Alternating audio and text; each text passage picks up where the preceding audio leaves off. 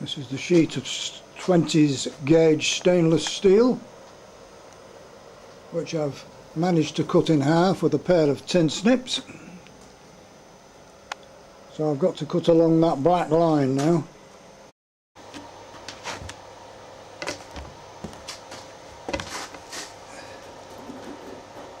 Crikey, this is going to take forever.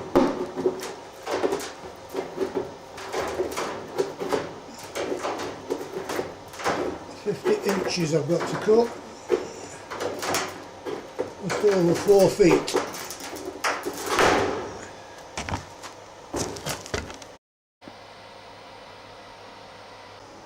Getting there. Done. That took about 15 minutes with 1 or 2 rests to rest my aching fingers. Not easy cutting stainless steel with a pair of hand tin snips. All I've got to do now is roll it into a tube. It will be about 21 inches long. And then there's a cone got to be made and added to the end of it, which concentrates the flame. Well, it's a start, LOL. That's more like it. If the camera's shaking a bit, it's because my arms are aching and wobbling after roaming around bending that by hand. Piece of stainless steel sheet. I used a smaller air bottle there to get it tighter. Just needs a little bit of a rounding out there where that flat spot is. And then just need to get that little bit of a flat spot out of it, curve it a bit, and then trim it accurately to allow for any contraction when I weld it. Well, I've saved myself about £300 or £400 on buying a rolling machine.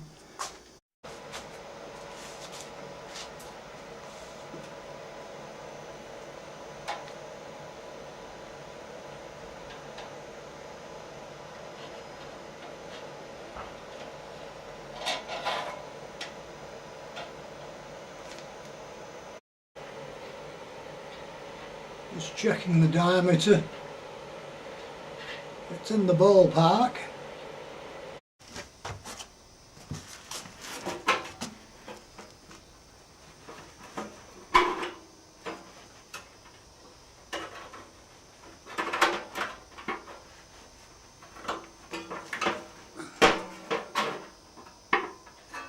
I can only tolerate this in small doses. Too much like hard work doing this by hand without special machinery. But needs must.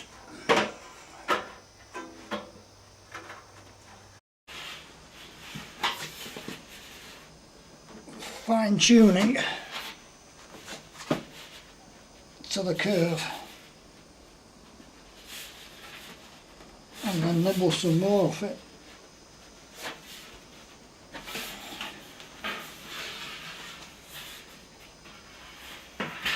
Just a couple of spots where it's not quite curved enough.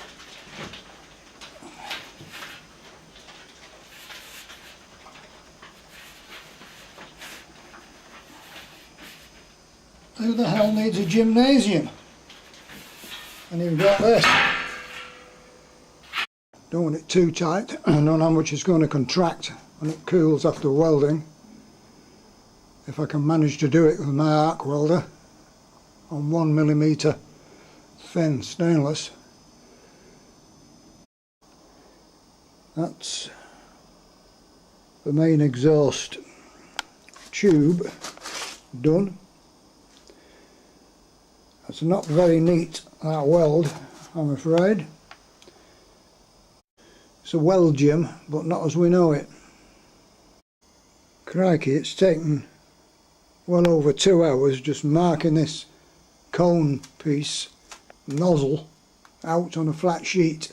I'm not quite finished yet, just doing the arcs. Having to use a long piece of aluminium strip as a gigantic compass, or a pair of compasses. So I scribe it.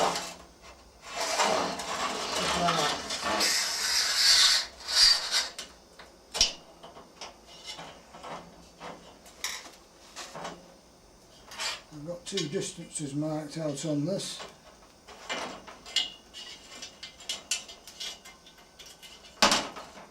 Sorry if this is not very visible.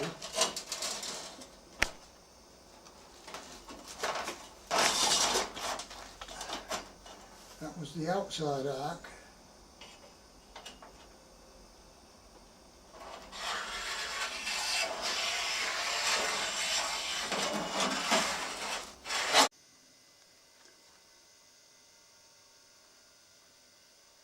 I've done the circumference off now using two pieces of welding wire, as you can see there, and I've scribed the end of where it's going to be cut. I've allowed a bit extra in case of errors.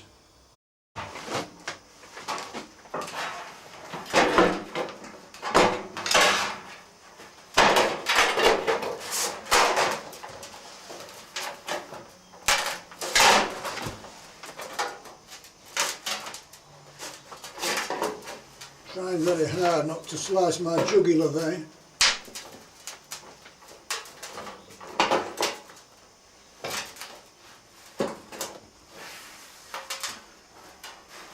Running out of space here. I have to start from the other end.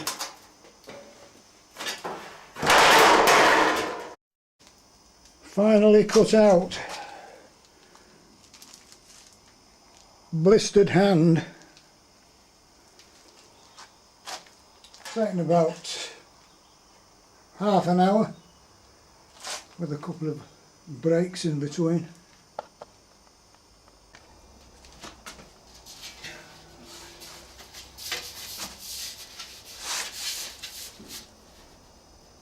I've got the main shape curves around this fire extinguisher. Just doing the fine tuning now. Some people may laugh at my methods, but the many things I've created over the years I've done purely with my bare hands and not special machinery.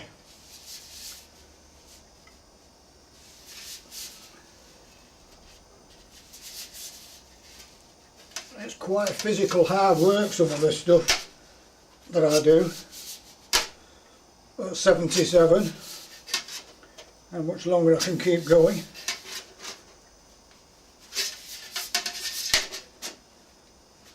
I've marked a circle out on the floor on this so I can match it to that, but I don't expect it to work out exactly to the correct diameter of that.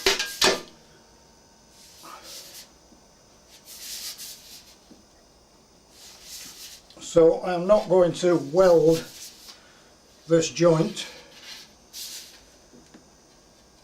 because then I can't make it fit accurately around there, so I'm going to tack it around the bottom onto that, and I've left some extra there that I can cut down. I shall weld that up last. Oh dear, sharp edges. That's pretty good. Matches my line drawn on the vinyl.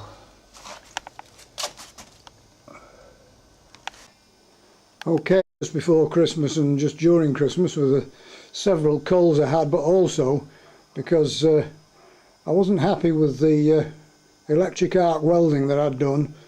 Not too bad on the underneath seam, but on the circumference where the nozzle jet nozzle joins the parallel part, not very happy with that weld. I had to grind it, and so I stopped at that point, saved some money up, and I bought myself a TIG welder, So I'm going to cut that cone off again around that mark you can see there. Cut it back to clean metal, and then I'm going to TIG weld it with this R-Tech TIG welder that I've bought. They did me a good deal. Had to arrange the gas from BOC. Luckily I have an account with them. So I've just done a little bit of practicing on the bench there. Not very neat at the moment, but getting the hang of it. So next job is to cut that off, cut it back to clean metal, re-weld it with the TIG, and then I'll finish the video and post it on flange, which has been tack weld on with the TIG.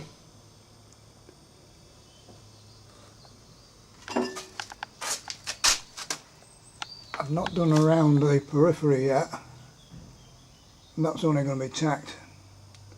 Doesn't need a full weld round it. They're like a banana.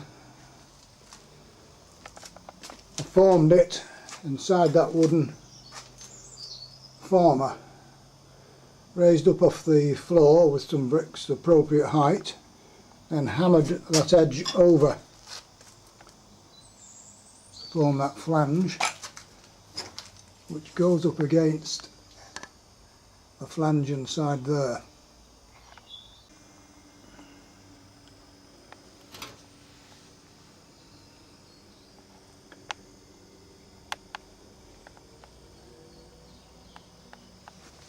Flange is now welded in position. The stuff you see around there is a purging flux which was placed underneath the weld where the gas doesn't get to. And I was welding it on the inside. Support bracket formed over a propane bottle fire extinguisher on my thigh.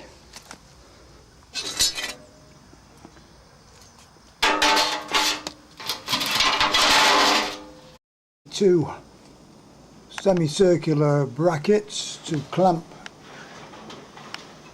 the exhaust to the back of the jet. One on the top, one underneath, which you can't see, but there it is, and some redundancy devices in the back of the exhaust, which seals on the inside. That has to have a minimum gap of 20 thou. This is going to be it for a while because I'm due for a hip operation, folks, in the coming weeks, so that's going to delay things even for a normal person for about 6 weeks. But somebody that wants to cock his leg over a race bike and go drag racing down the track and land speed racing, well, it's going to take me a bit longer probably at 77 years of age, but I'm having this hip operation so that I can continue with the sport I love. I'm not ready for cloth cap and slippers just yet, despite what some folks and doctors and ACU might think. So, all the best for now. That's it.